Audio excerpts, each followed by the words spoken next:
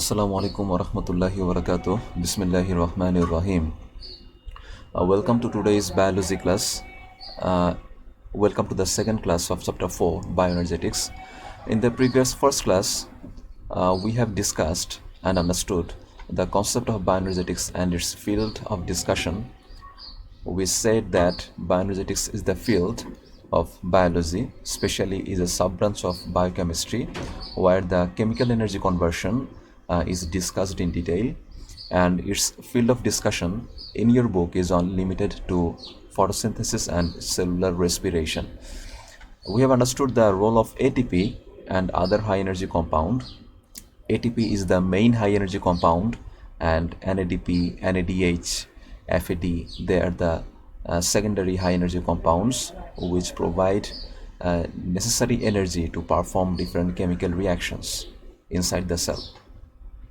We have understood the phosphorylation and dephosphorylation cycle that undergoes in the chemical ATP always. We have understood why is ATP called the biological coin, as ATP is a universal chemical substance that can be present in every cell and can provide energy to perform any kind of energy intensive chemical reaction. We have also defined the photosynthesis process. We have also discussed about the 4 requirements of photosynthesis and also understood its chemical reaction. And the site of photosynthesis in plants is the mesophyll tissue of the leaves, and the oxidation and reduction process takes place simultaneously in the photosynthesis reaction. We say carbon dioxide is reduced and water molecule is oxidized during photosynthesis. In today's class, second class, we will discuss about the 2 phases of reactions that takes place during photosynthesis. From the knowledge of previous classes, we came to know about the photosynthesis reaction as a single step reaction having only a single chemical equation. But actually the photosynthesis reaction is performed after a series of reactions, more than 50 successive steps. So the photosynthesis reaction is completely performed after completing a consecutive steps of more than 50 chemical reactions, and there's more than 50 chemical reactions are categorized and grouped into 2 phases. The first phase is called the light dependent phase, and the second phase is called the light independent phase. We will discuss about them in details later on. And during the light dependent phase, 2 important chemical reactions takes place. They are called photolysis and photophosphorylation. We will understand what is called photolysis and photophosphorylation, and why is called ATP and NADPH as assimilatory energy. Because ATP and NADPH, they are produced during the light dependent phase, they helps in the light independent phase to capture carbon dioxide, to assimilate carbon dioxide to produce glucose.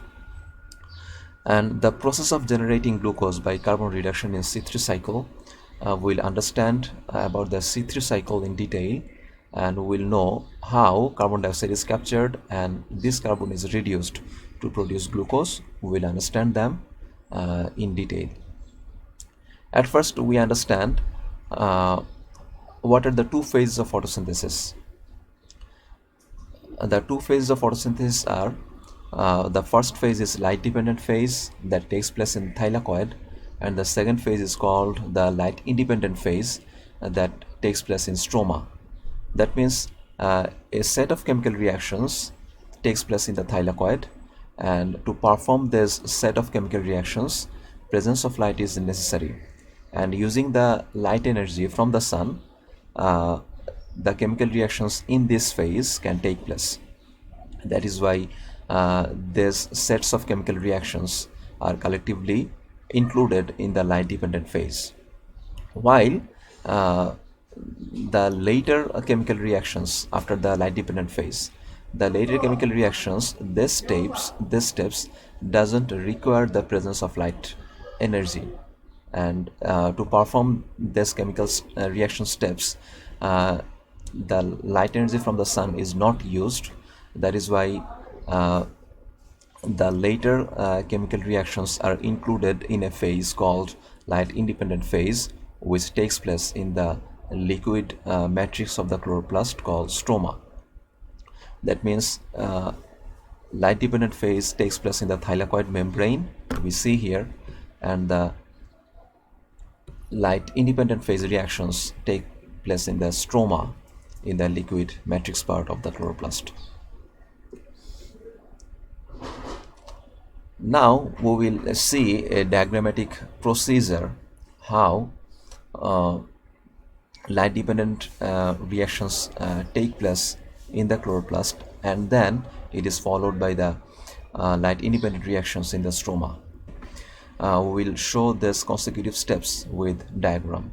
At first, assume that this is a double membraned chloroplast. Inside the chloroplast there is thylakoid. Each of the disc is called thylakoid, and the stack is called granum, and the liquid part is called stroma.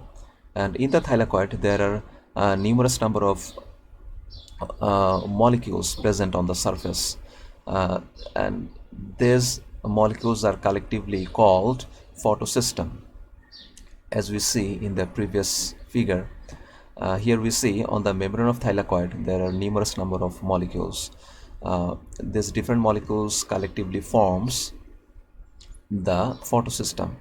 And what are the components of photosystem? Important components. Here we see the chlorophyll, and these two molecules are electron transporter, electron carrier.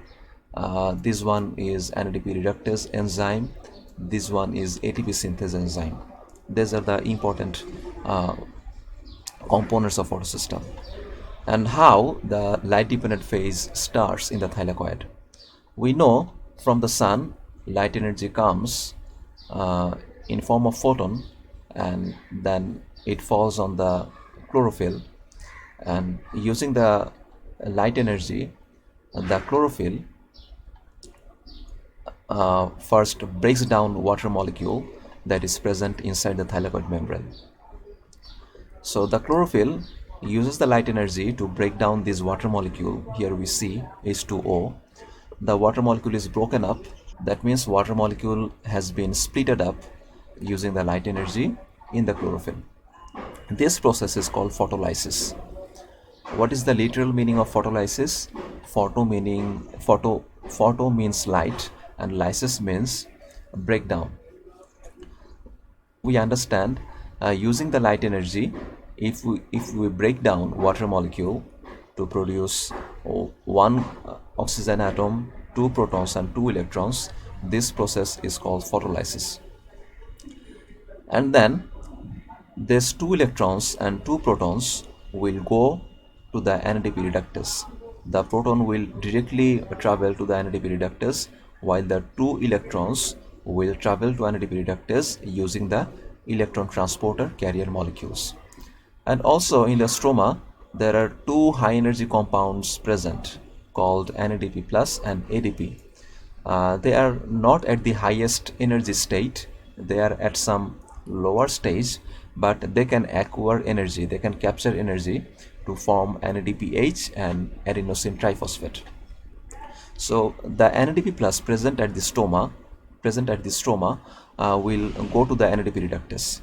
So at the site of NADP reductase enzyme, three molecules come: NADP plus, protons and electrons. And the NADP reductase enzyme facilitates a chemical reaction to produce NADPH plus H plus. Here NADPH is called the reduced nicotinamide adenine dinucleotide phosphate, which is a important high energy compound, and the rest of the proton is not attached with the NADPH, but that freely floats in the stroma. Here we see the NADP plus absorbs one proton and two electron to produce reduced NADP, and the single proton that freely floats in the stroma. So now we see a high energy compound has been produced. And also there are numerous number of ADP molecules, adenosine diphosphate molecules, present at the stroma. This ADP molecule will attach with a phosphate group. This phosphate group is not seen in the figure, but you should assume that a single phosphate molecule is attached with adenosine diphosphate, and that comes to the ATP synthase enzyme to perform a chemical reaction to produce adenosine triphosphate.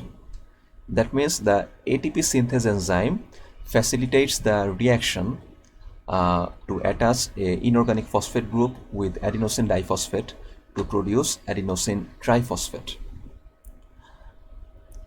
And this process of production of adenosine triphosphate is called photophosphorylation. From the name we can understand that photo means light and phosphorylation means adding a phosphate group to adenosine diphosphate. That means we understand what is called photophosphorylation. Photophosphorylation is the process of adding a phosphate group with adenosine diphosphate to produce adenosine triphosphate using the light energy from the sun. So these two, photolysis, photophosphorylation and production of NADPH, these are the three important chemical reactions that takes place during the light dependent phase. And after the completion of light dependent phase, this produced ATP and NADPH then helps to perform the chemical reaction of light independent phase, that is called C3 cycle. The light independent phase is performed by the C3 cycle in most of the plants, but some of the plants don't follow the C3 cycle during the light independent phase. They follows either C4 cycle or CAM cycle. We will discuss about them later. But what are we saying? That the energy of ATP and NADPH is used in the C3 cycle to produce glucose. So these cyclical chemical steps starts from the RUBP that absorbs carbon dioxide molecule.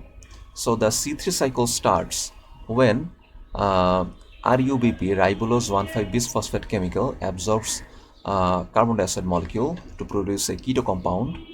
Then this keto compound transforms into 3-PGA, 3-phosphoglyceric acid. What is the 3-phosphoglyceric acid is the first stable compound of the C3 cycle. Then this 3-PGA converts into G3P, glyceraldehyde 3-phosphate, and during this conversion the energy of ATP and NADPH is used to facilitate this conversion to G3P. So the ATP and NADPH serves the necessary energy to produce G3P, and by releasing the necessary chemical energy they converts again into adenosine diphosphate and NADP plus. And again this G3P recycles to produce RUBP, but during this recycling process one molecule glucose is produced.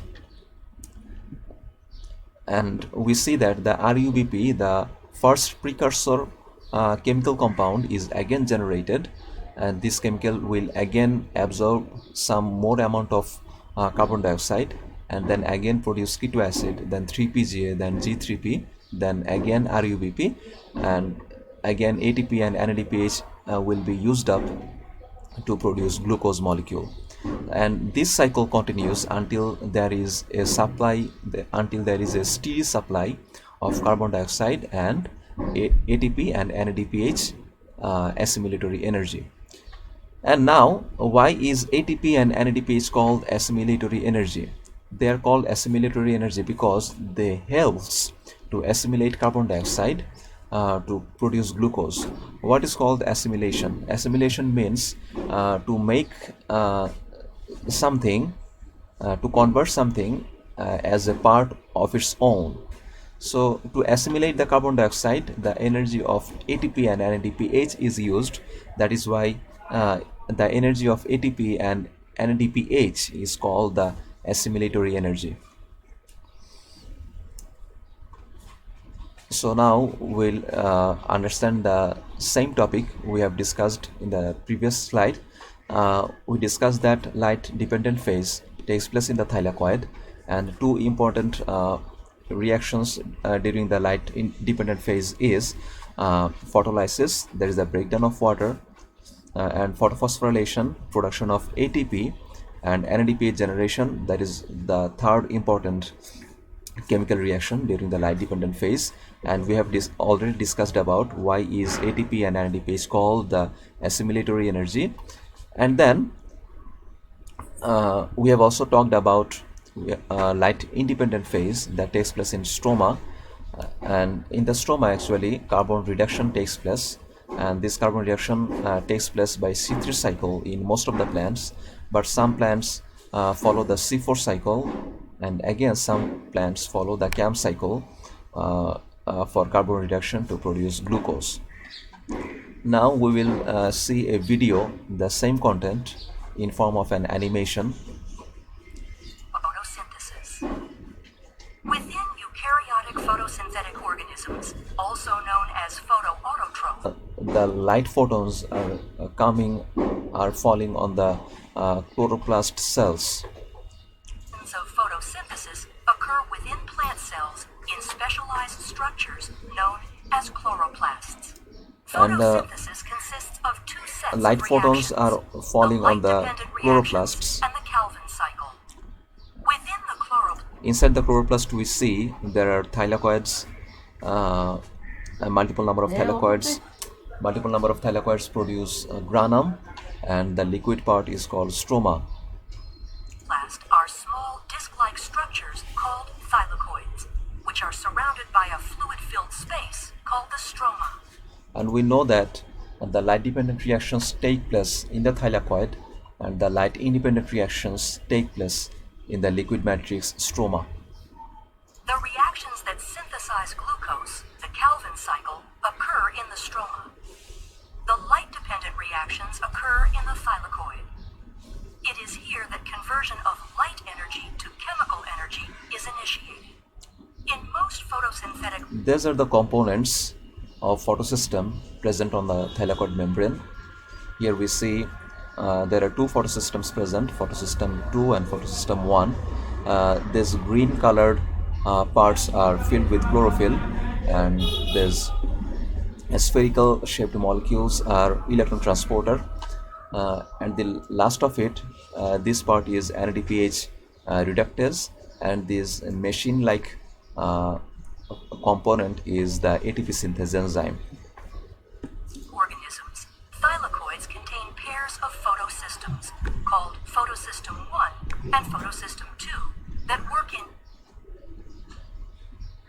Now we will start how the chlorophyll breaks down water to produce oxygen, electrons and protons. The electrons lost by photosystem 2 are replaced by a process called photolysis, which involves the oxidation of a water molecule producing free electrons.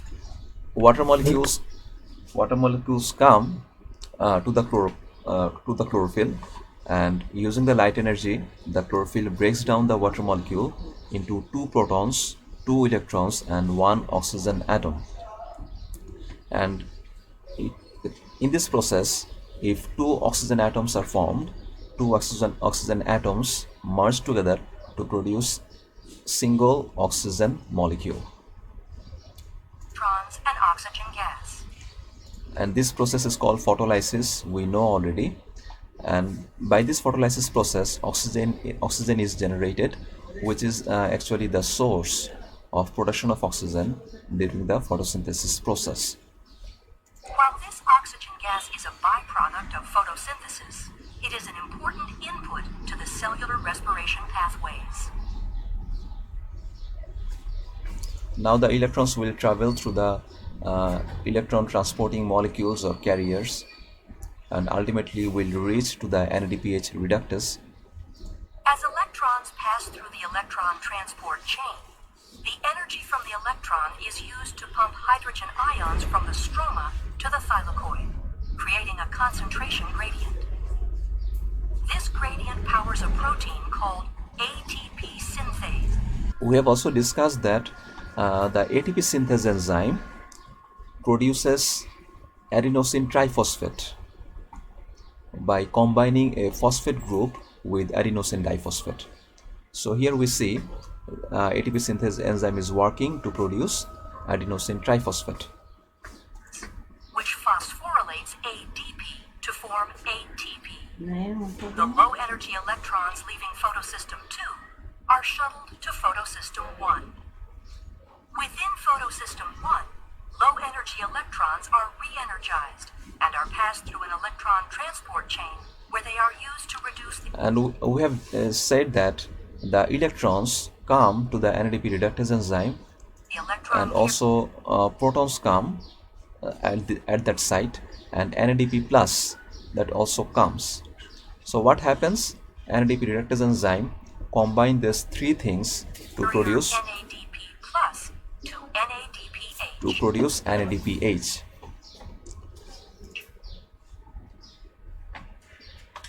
So now you see what is going on the thylakoid membrane. We see photolysis at the chlorophyll, NADPH production on the NADPH reductase enzyme, and ATP production on the ATP synthase enzyme. By this process, numerous number of ATP and NADPH is produced, and they freely float on the stroma to supply the necessary energy for C3 cycle to produce glucose. A steady supply of photons. And we have already said that to perform the chemical reactions on the thylakoid membrane, we need light energy, but to perform the later chemical reactions on the stroma, we don't need to use the energy of sunlight. The energy will come from the captured from the energy stored inside adenosine triphosphate and NADPH. That is why the energy stored in ATP and NADPH is called the assimilatory energy. NADPH and ATP molecules are rapidly being provided to the metabolic pathways in the stroma. Therefore, the ATP and NADPH formed during the light-dependent reactions are used in the stroma to fuel the Calvin cycle reactions. This Calvin cycle reaction is performed in most of the plants during the light independent phase, that is also called C3 cycle. The Calvin cycle consists of a series of reactions that... Now we will discuss in detail about the Calvin cycle or C3 cycle in the later slide. Photosynthesis. So what is called C3 cycle? C3 cycle is also called Calvin-Benson cycle, after the names of the discoverer scientists. As for their important discovery, they were awarded Nobel Prize in 1961. Why is this cycle called C3 cycle? Because these chemical reactions takes place successively in form of a cycle, and the first stable product produced during this C3 cycle is 3-carbon phosphoglyceric acid. 3-carbon phosphoglyceric acid molecules, this is the first stable product that contains 3 carbon. That is why this cycle is called C3 or carbon 3 cycle. Most of the plants follow the C3 cycle. We have said that already. Now how the C3 cycle starts? The C3 cycle starts from the precursor molecule called RUBP. RUBP in full form, that is called ribulose 1,5-bisphosphate molecules. There are millions of RUBP molecules present in the stroma in a chloroplast. But for simplicity, we take 6 RUBP molecules to start the cycle. So 6 RUBP molecules, precursor molecules, attach with 6 carbon dioxide molecules. In other words, they capture 6 carbon dioxide molecules to produce 6 unstable keto acid molecules. And during this process, an enzyme called Rubisco helps for this capture process. Uh, that is why it is called the carbon fixation step during the C3 cycle. And then these unstable keto acid molecules then breaks up immediately to produce stable compounds, 3-phosphoglyceric acid. It produces 12 3-PGA molecules, 3-phosphoglyceric acid molecules. So from 6 keto acid we get 12 3-PGA molecules. And then this 3-PGA phosphoglyceric acid molecules will convert into G3P glyceraldehyde 3-phosphate molecules. But this conversion requires high amount of energy. This energy comes from expanding adenosine triphosphate and NADPH. We are saying that the energy of adenosine triphosphate and reduced NADP is used to produce G3P glyceraldehyde 3-phosphate molecules. That is the energy intensive step of the C3 cycle. Then among these 12 G3P molecules, 10 G3P molecules are put apart for recycling process, and 2 G3P molecules are taken apart for production of glucose. So 2 G3P molecules are taken apart to combine into a 1 glucose molecule, and the rest of the 3 G3P molecules are recycled to produce again the precursor molecule RUBP. And during this process also the energy of ATP is consumed. So by this process, what we have noticed? We noticed that the chemical reaction started from the RUBP molecule. It captured the carbon dioxide molecule, produced keto acid. This keto acid is unstable, that produces the stable product 3-PGA, 3-phosphoglyceric acid. This 3-phosphoglyceric acid is converted into glyceraldehyde 3-phosphate molecule, and during this process the energy of ATP and NADPH is used, and this step is called the reduction step because according to the electronic definition of reduction, we know if any chemical accepts electron, that is called reduction. So here we see the NADPH has released electron, and this electron is accepted by the G3P molecule. That is why this phenomenon of receiving electron by the G3P molecule is called the reduction process. And among the 12 G3P molecules, 2 G3P molecules are set apart to produce 1 molecule of glucose, and 10 G3P molecules are kept aside to regenerate into again the 6 RUBP molecules. That was the precursor molecule. That is the regeneration step.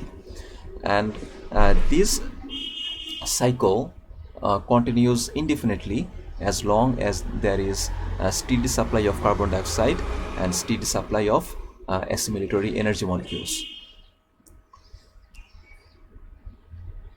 So at the end of today's class, what we have learned, let's revise. We have understood the 2 phases of reactions in photosynthesis: light dependent phase and light independent phase. During the light dependent phase, a set of chemical reactions takes place, and among this set of chemical reactions, photolysis and photophosphorylation are important. Photolysis is the breakdown of water molecule, and photophosphorylation is the formation of ATP by the ATP synthesis enzyme using the light energy from the sun.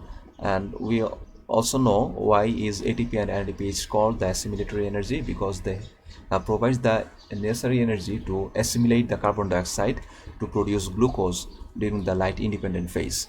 We also know the process of generating glucose by the carbon reduction in C3 cycle. We know the C3 cycle in detail. At the end of today's lesson, you have a homework. Explain the 2 phases of photosynthesis in C3 plants with diagram figure 4.04.